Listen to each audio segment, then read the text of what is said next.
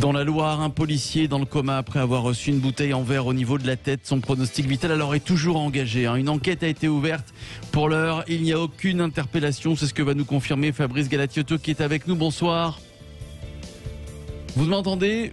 Alors voilà, on va retrouver dans quelques instants Fabrice Galacciotto, secrétaire dans la Loire du syndicat Unité SGP, police, FO, pour réagir et encore une nouvelle fois un policier qui est blessé. C'est quasi quotidien ces derniers jours. Et d'ailleurs, je vais vous dire, c'est ce qu'a tweeté Marine Le Pen, il y a quelques heures. Plus une semaine ne passe sans qu'un policier soit assassiné ou grièvement blessé. Si nous n'arrêtons pas ces criminels, ils ne s'arrêteront pas. Tous mes vœux de rétablissement à ce policier.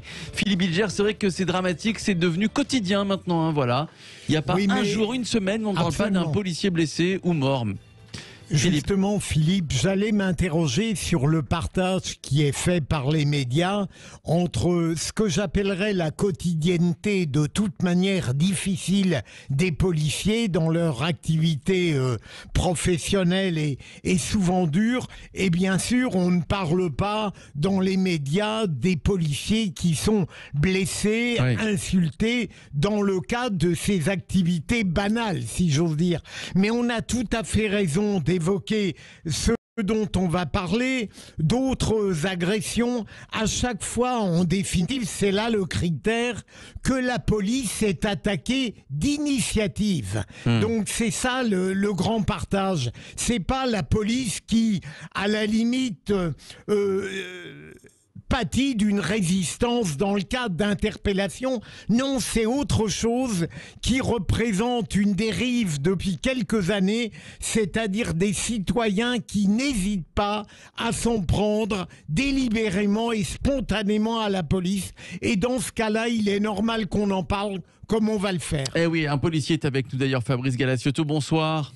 Bonsoir. Bonsoir à vous, bienvenue dans Les Vraies Voix, bienvenue sur Sud Radio, mon cher Fabrice, secrétaire dans la Loire du syndicat Unité SGP Police FO. Alors malheureusement, Fabrice Galacciotto, on aurait aimé vous recevoir dans d'autres circonstances, mais voilà, je le disais, encore une fois, un policier blessé. Est-ce que vous en savez un peu plus? Mais tout d'abord, est-ce que vous avez des nouvelles de votre collègue? Oui, alors les dernières nouvelles sont, on va dire, inquiétantes dans le sens où le pronostic vital est réservé. Ouais. Voilà. Alors, racontez-nous ce qui s'est passé. Il a 51 ans, ce monsieur. Il allait donc pour une intervention, voilà, pour un peu remettre de l'ordre. C'est ça, des jeunes qui ne portaient pas de masque, j'ai cru comprendre. C'est ça. En fait, non, c'est surtout une intervention classique. C'est du bruit à minuit sur la voie publique, des jeunes qui font la fête. Donc, mes collègues, un équipage de 3 interviennent, prennent contact avec ces jeunes-là, enfin, essayent d'entamer le dialogue. Malheureusement, la seule réponse qu'ils ont, c'est des jeunes qui saisissent des objets, des projectiles, et qui leur lancent dessus. Alors, quand je dis projectiles, c'est bouteilles en verre, c'est canettes en aigu, c'est morceaux de parpaing. Du coup, mes collègues se replient, parce qu'ils n'ont pas d'autre choix, malheureusement. Et que 2 pourront atteindre le véhicule, et le 3e sera atteint. Voilà.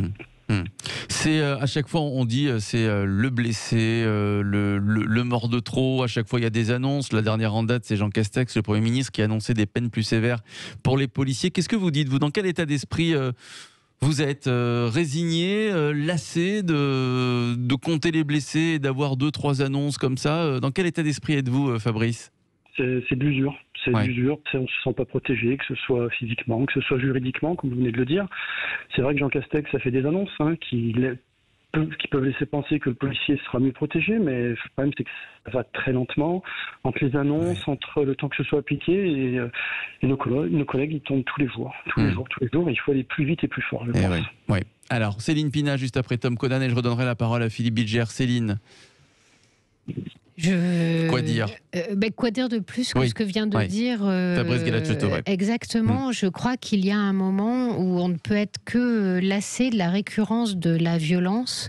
Mais c'est extrêmement inquiétant quand les policiers deviennent des cibles, parce que ça veut dire qu'il n'y a plus de frein, il n'y a plus de limite. Autrement dit, celui qui est là normalement pour arrêter la violence dans la société, et c'est pour ça que lui a le monopole d'ailleurs de la violence, c'est le policier. À partir du moment où il devient une cible, ça veut dire que une certaine partie de la population n'accepte plus aucune limite. Autrement dit, vous avez des gens aujourd'hui qui n'ont plus de rapport au bien ou au mal, qui ont de rapport à ce qui est bon pour eux ou mauvais pour eux. Et donc le policier en face, il n'est pas là pour faire respecter, j'allais dire, un minimum de concorde sociale. Pour eux, il est leur ennemi. Ils sont montés aux extrêmes et ils ont fait de l'État et de tout représentant de l'État leur ennemi. Quand on a ça dans une société, c'est extrêmement inquiétant et effectivement, il vaut mieux réagir vite et de façon ciblée. Ouais. Et là, ce qu'on voit, c'est pas ça.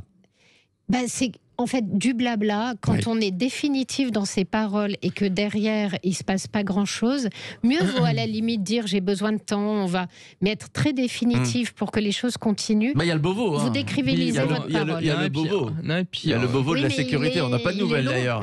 Oui, il est très long. Il est long et rien n'en sort. Mais non, effectivement, c'est un peu des répétitions. Qui se ressemblent les unes les autres, mais ce que je trouve terrible en plus, c'est que bon, là c'était pour une intervention qui n'avait pas l'air d'une gravité extrême, pas d'une nuisance, et donc en fait la question, une intervention classique, quoi. Intervention classique. En fait, c'est plus ça que je trouve dingue, c'est qu'effectivement quand ça touche parfois à des choses très compliquées, le trafic de stupes, etc., on imagine que derrière il y a des business entiers, on sait que voilà, il y a beaucoup de personnes qui gravitent autour de cela, il y a beaucoup d'intérêts à protéger, mais effectivement pour des choses un peu anodines, on se dit qu'effectivement il y a un délitement quand même de la confiance, du lien entre les citoyens et les institutions qui est totalement défait, et que là pour le coup ça rejoint ce qu'on disait un peu sur Macron n'a pas du tout réussi, semble-t-il, à retisser ce lien là, c'est terrible à dire, mais c'est la réalité. Et la sécurité, évidemment, ça va prendre beaucoup de place dans la campagne. Le mot de la fin, Philippe Bilger? Alors, ça fait longtemps que le lien, évidemment, entre la police et les voyous qui l'attaquent est rompu, il faut être clair. Mais la nouveauté, j'y insiste, c'est le fait que depuis quelque temps, la police est attaquée d'initiative. C'est fondamental. Et d'autre part, je voudrais dénoncer ce que j'appellerais un peu l'escroquerie du pouvoir sur ce plan-là.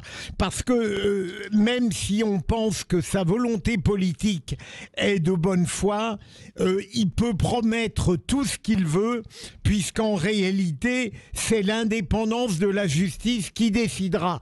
Et donc, qui peut proposer d'augmenter les peines, ça n'a rigoureusement aucun effet si la magistrature ne décide pas d'emboîter le pas. Et donc l'État peut tout promettre puisque c'est pas lui qui tiendra. J'aimerais remercier Mais on commence Fabrice. à comprendre pourquoi on a discuté des peines planchées quand on entend ce que vient de dire Monsieur. C'est vrai. Bilger. Merci à vous Fabrice Galacciotto, secrétaire dans la Loire du syndicat Unité SGP Police FO.